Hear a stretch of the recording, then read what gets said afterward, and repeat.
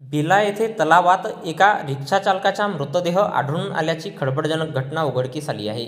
या घटनेची नोंद भंडारा पोलिसांनी घेतली आहे.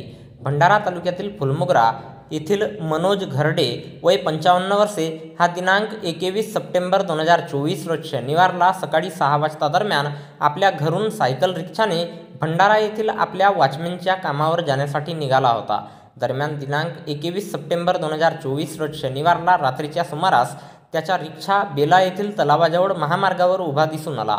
गावकऱ्यांनी तलावात पाहिले असता रात्री 10 वाजताच्या सुमारास त्याचा मृतदेह आढळून आला. तो तलावाच्या काठावर जाऊन त्याचे पाय घसरून तोल जाऊन पाण्यात बुडून त्याचा मृत्यू झाला असावा, अशा फिर्यादी अनिकेत मनोज घरडे वय 25 वर्षे राहणार फुलमोगरा यांच्या तोंडी रिपोर्टवरून पोलीस स्टेशन भंडारा येथे मर्ग दाखल करण्यात आला असून या घटनेचा पुढील तपास महिला पोलीस नायक जाखमाते हे करीत आहेत. तर याबद्दलची माहिती भंडारा जिल्हा पोलीस दलाच्या वतीने दिनांक 23 सप्टेंबर 2024 रोज सोमवारला एका प्रसिद्धी पत्रकाच्या माध्यमातून देण्यात आली आहे.